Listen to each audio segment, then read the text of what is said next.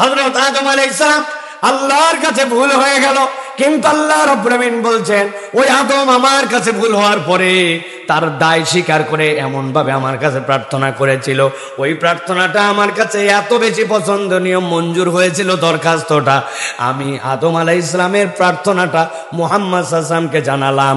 আর কিয়ামত পর্যন্ত এই প্রার্থনা দিয়ে যত বড় ভুলেই বান্দা নিমজ্জিত হোক, একবার যদি আল্লাহর কাছে কায়মন বাক্যে ফেরত আসে, আমি রব্বুল আমিন আদমের প্রার্থনা যেমন কবুল করেছি কিয়ামত পর্যন্ত মানুষের প্রার্থনা কবুল করব।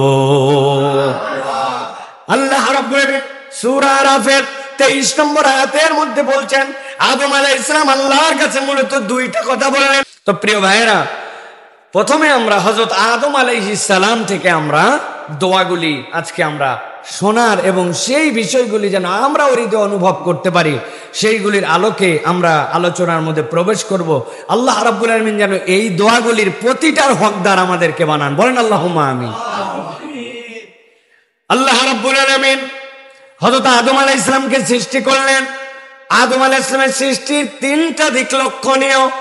এক নম্বর, আল্লাহ দুনিয়াতে তাকে প্রতিনিধি করে প্রেরণ করবেন, কিন্তু আল্লাহ তাকে সৃষ্টি করলেন জান্নাতে।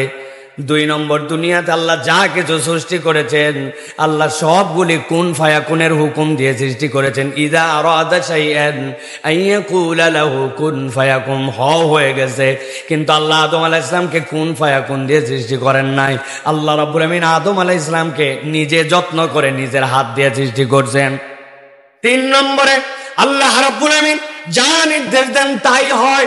আল্লাহ নিজে তৈরি করলেও সেটা তৎক্ষণাৎ পারতেন, কিন্তু আদম আলাইহিস সালামকে তৎক্ষণাৎ সৃষ্টি না করে দীর্ঘ একটা সময় নিয়ে সৃষ্টি করেছেন। আর এই সৃষ্টিটা দুনিয়ায় না করে আল্লাহ আদম আলাইহিস সালামকে জান্নাতে সৃষ্টি করলেন। আল্লাহ রাব্বুল আমিন এই আল্লাহর প্রথম এই বান্দাকে যখন দুনিয়ায় প্রেরণ করলেন, দুনিয়ায় প্রেরণ করার আগে আল্লাহ রাব্বুল আমিন তাকে একটা নির্দেশনা দিয়েছিলেন, লা তাকরাবা হাযিহিশ শাজারা, এই গাছের কাছে তুমি যাবা না। কিন্তু শয়তান তাকে ধোঁকা দিল, শয়তান তার এমন ভাবে ধোঁকাবাজি করলো, এমন ভাবে তার পিছনে লেগে গেল। আল্লাহ রাব্বুল আমিন এই পয়গম্বর আল্লাহর নির্দেশনার ওই অংশটুকু বিস্মৃত হয়ে গেলেন সাময়িক সময়ের জন্য, কিন্তু সবগুলাই আল্লাহর প্ল্যানিং অনুযায়ী ছিল। কেননা আল্লাহ রাব্বুল আমিন দুনিয়াতে যত যাকে প্রেরণ করেছেন তাদেরকে আল্লাহ রাব্বুল আমিন ইনসান বলে সম্বোধন করেছেন। মুফাসসিররা আরবি ব্যাকরণবিদরা বলছেন ইনসান শব্দ দুইটা দিক থেকে এসেছে। হয়তোবা ইনসান শব্দটি এসেছে নিসিয়ান থেকে অথবা উনাসুন থেকে। নিসিয়ান মানে এই বান্দাটা ভুল, এই বান্দাটা ভুলো মনা, মানুষ ভুলে যাবে, আল্লাহ এই হিসাবে ইনসান শব্দকে পছন্দ করেছেন। আর উনাসুন হামজা নুন সিন, এইটার মানে ভালোবাসায় ভরা। আল্লাহ বলছেন আমি ইনসান যেইটাকে সৃষ্টি করলাম সেইটা যেরকম ভুলো মনা, একই সাথে আমি আল্লাহ বললাম সেইটা ভালোবাসাতেও ভরা। ওইটা আল্লাহর দিক থেকেও যেরকম বান্দার দিক থেকেও সেরকম। এত প্রেক্ষাপট এই জন্য বললাম হযরত আদম আলাইহিস সালাম আল্লাহর কাছে ভুল হয়ে গেল, কিন্তু আল্লাহ রাব্বুল আমিন বলছেন ওই আদম আমার কাছে ভুল হওয়ার পরে তার দায় স্বীকার করে এমন ভাবে আমার কাছে প্রার্থনা করেছিল, ওই প্রার্থনাটা আমার কাছে এত বেশি পছন্দনীয় মঞ্জুর হয়েছিল দরখাস্তটা, আমি আদম আলাইহিস সালামের প্রার্থনাটা মুহাম্মদ সাল্লাল্লাহু আলাইহি ওয়াসাল্লামকে জানালাম। আর কিয়ামত পর্যন্ত এই প্রার্থনা দিয়ে যত বড় ভুলেই বান্দা নিমজ্জিত হোক, একবার যদি আল্লাহর কাছে কায়মন বাক্যে ফেরত আসে, আমি রব্বুল আমিন আদমের প্রার্থনা যেমন কবুল করেছি কিয়ামত পর্যন্ত মানুষের প্রার্থনা কবুল করব। আল্লাহ রাব্বুল আমিন সূরা আরাফের 23 নম্বর আয়াতের মধ্যে বলছেন আদম আলাইহিস সালাম আল্লাহর কাছে মূলত দুইটা কথা বললেন। এক নম্বরে বললেন রব্বানা যালামনা আনফুসানা, এই রব কাউকে আমি দোষ দিচ্ছি না, আমি নিজে আমার অন্তরের প্রতি জুলুম করেছি, আমি আমার অন্তরের প্রতি অবাধ্য হয়ে গেছি।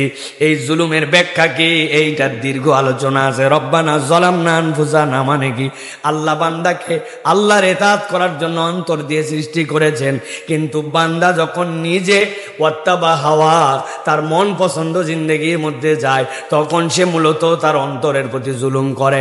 আদম আলাইহিস সালাম আল্লাহকে বলেন আল্লাহ আমি জুলুম করেছি আমার উপরে, তবে আপনার কাছে ফরিয়াদ ওয়া ইল্লাম তাগফির লানা, আপনি যদি আমাকে ক্ষমা না করেন, ওয়া তারহামনা, আর যদি আপনি দয়া না করেন, লানাকুনান্না মিনাল খাসিরিন, নিশ্চয় আমি ক্ষতিগ্রস্তদের মধ্যে অন্তর্ভুক্ত হয়ে যাব।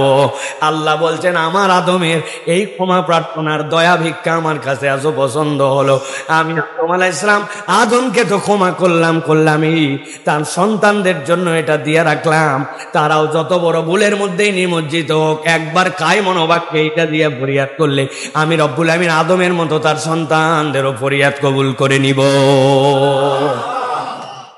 এই দোয়ায় তাহলে দুইটা দিক।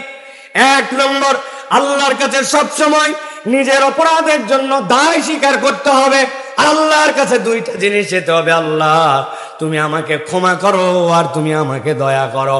ক্ষমার সাথে দয়ার সম্পর্ক কি? নবীজি সাল্লাল্লাহু আলাইহি ওয়াসাল্লাম বলছেন, ও দুনিয়ার মানুষ, তোমরা ইবাদত বন্দেগী দিয়ে জান্নাতে চলে যাবে, কখনো এরকম ভাইব না। আল্লাহ যদি দয়া না করেন একটা বান্দাও নিস্তার পাবে না। সাহাবায়ে কেরাম জিজ্ঞাসা করছেন, ইয়া রাসূলুল্লাহ ওয়া আনতা আইদান, আপনার ব্যাপারটাও কি তাই নাকি? বলছেন অবশ্যই আমার ব্যাপারটাও তাই, তবে আল্লাহ আমার সাথে একটা জিনিস সম্পৃক্ত করেছেন, আল্লাহ যে আমাকে দয়া করবেন এইটা আল্লাহ আমার সাথে প্রতিজ্ঞা করেছেন। এটা আদম আলাইহিস সালামের দোয়া, সব সময় এটা আমাদেরকে মনে রাখতে